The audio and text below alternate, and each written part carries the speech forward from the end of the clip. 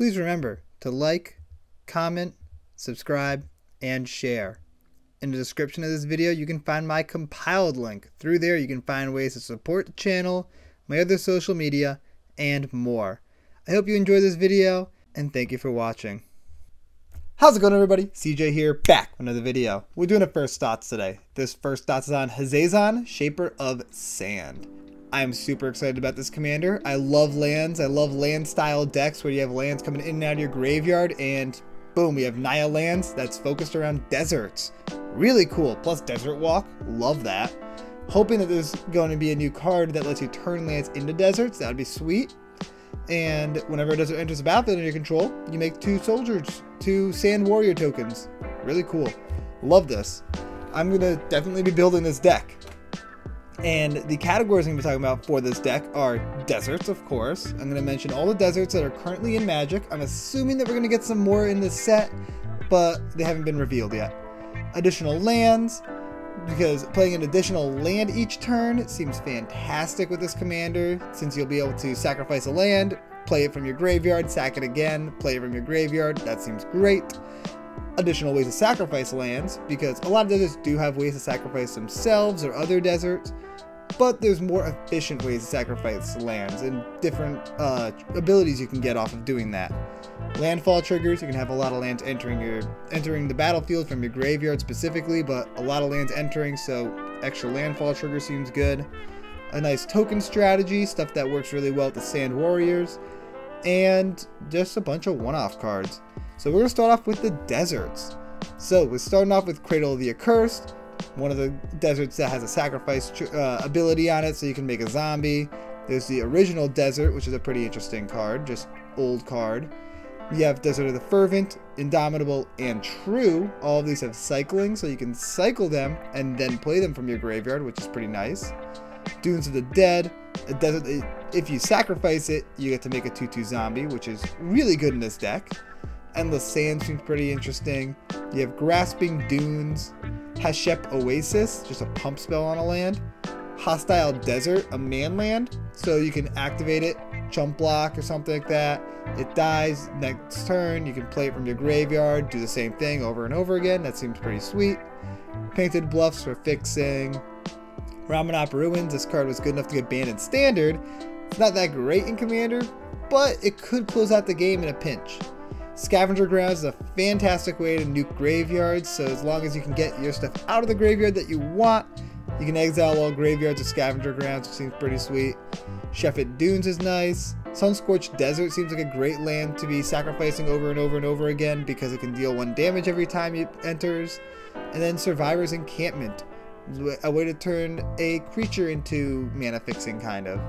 So nothing too crazy here. There's no super powerful deserts, but the main thing is that you can play these from your graveyard with your commander, which is huge. And they all have sacrifice abilities or triggers, which I really like. I think this is going to be a fun deck. I'm very excited about this. So next, we're going to talk about ways to play additional lands each turn.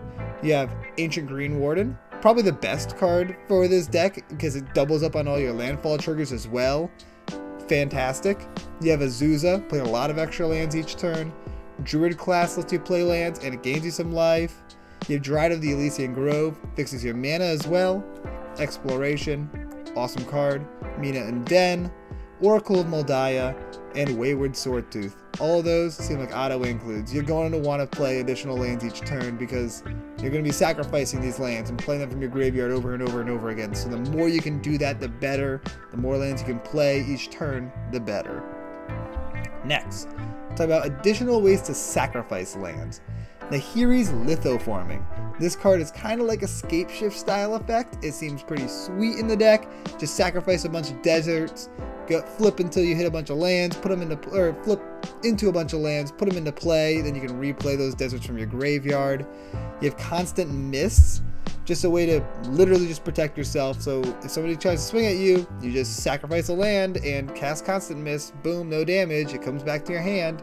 You can just replay that land as long as it's a desert. That seems great. And if it's a desert like Dunes of the Dead, boom, you make a 2/2 zombie as well. Love that. Then we have Dust Bowl. You can blow up problematic lands by sacrificing your own. Goblin Trenches. It does a dissimilar job to Hazezon actually, so you get to make 2 tokens. You sacrifice a land to make 2 tokens for 2 mana, then you replay that land using Hazezon to make 2 tokens. So yeah, seems good. Hammer of Perforos, another way to turn lands into tokens. You have Squirrel Wrangler, another way to turn lands into tokens, plus it can buff up all your squirrels later, so if you make a big enough army, then you can just, boom, buff them up and swing in for lethal, which would be hilarious, by the way. But I just like Squirrel Wrangler a lot. I love that card. It seems so fun. And then Sylvan Safekeeper, just a way to protect your board by sacrificing your deserts. Next, we're going to talk about the Landfall Triggers, starting with Avenger of Zendikar. Make a million Saprolings, they get super big. The more additional lands you have each turn, like you could play Avenger, make a bunch of tokens, sacrifice a desert, bring it back, sacrifice a desert, bring it back, boom, they get +2/+2. That seems great. Corsair Crewfix is nice, just some life gain. Ameria Angel and Ameria Shepherd are both pretty sweet cards. Felidar Retreat can either generate you more tokens or buff up your board. There's Geode Rager to goad creatures, which is pretty fun. It's a cool mechanic. Field of the Dead, not technically landfall, but works very similarly. Also, this should be a desert. I wish it was a desert, but it's not. But you're going to have so many different named lands that it's just going to generate you a lot of zombies. Lotus Cobra, extra mana. You have Maja, more token generation, plus the Lord is nice. Nesting Dragon is another token generator, but these tokens are sweet because they're little dragon eggs. Nissa Vital Force, if you can ultimate, which is not too hard, you can make it so you draw a card every time you play a land, which is extremely powerful in this type of deck. A boon seems pretty interesting. It turns your lands into creatures, and so you can turn a desert into a creature, so you can chump block with it, then it can go to your graveyard, then you can replay it, which is kind of cool. Omnath, that's just fantastic card. Omnath is a sweet, sweet card. It's Angry Jellybean Omnath. Rampaging Baloths, big token creation. Scoot Swarm, just overwhelming token creation. Tireless Provisioner and Tireless Tracker can net you card advantage, or ramp, or life. Both these cards seem pretty great in the deck. I'm a big fan of having either of them and or both of them. Zendikar's Royal, just elemental token creation. And Horn of Greed, more card draw. All those seem pretty great for this deck. You're going to want a lot of landfall triggers and a lot of landfall stuff just because you can capitalize it so easily with your commander. Next, we're going to talk about some token synergy cards. Ginny Fae seems insane. Who needs Sand Warriors when you have cats and dogs, right?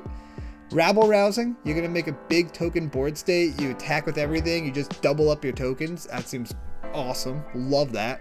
Shamanic Revelation can draw you a million cards.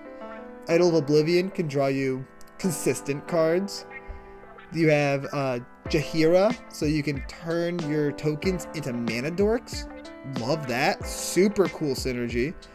Perforos, just kill everybody. Same thing with Witty Roastmaster or Impact Tremors. All of those seem very powerful for this deck. Gallag Readers can net you a ton of advantages, being growing Gallag Readers, net you treasures, or just gaining you life. Just seems pretty powerful in the deck. Benny Brax, more card draw. Welcoming Vampire, more card draw. Second Harvest, you can double up your tokens just like that. That seems powerful at instant speed too. Insane card. Rite of Harmony can net you a million cards. Like, you cast Rite of Harmony, you play a desert from your graveyard. Let's say you have Azusa in play. You sack the desert, bring it back, sack the desert, bring it back, sack the desert, bring it back, boom. You just, every single time you do that, you're making 2 Sand Warrior tokens, and you're drawing 2 cards, so you're just drawing like 6 cards right there so easily. Love that. Super powerful card in this deck, plus it has flashback so you can do it again later. Also, the Sand Warriors are small, so Skull Clamp, more card draw. And Divine Visitation. If you don't want the Sand Warriors to be small, you can make them angels. Seems very good in the deck. And now we're on to the one-off cards. Turntimber Sower, Centaur Vinecrasher, and Titania all synergize really well with lands going into your graveyard, so those seem like good includes in the deck, especially Titania. Perilous Forays, pretty cool. You can sacrifice the tokens that Hazezon makes to go and get lands out of your deck. Life from the Loam is always a powerful card in decks like these, just auto-include there.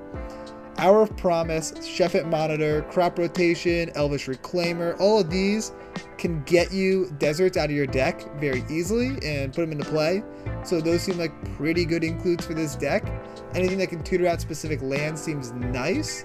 You don't need too many of those cards though, because it's not really about getting a specific land. You just really want to get a desert or a couple deserts out, so that way you can sacrifice them and reuse them over and over and over again. It doesn't really matter much about which desert it is, because none of them are extremely powerful. They're all just there because they say desert. Then you have your token doublers like Anointed Procession, Doubling Season, Parallel Lives, and Primal Vigor.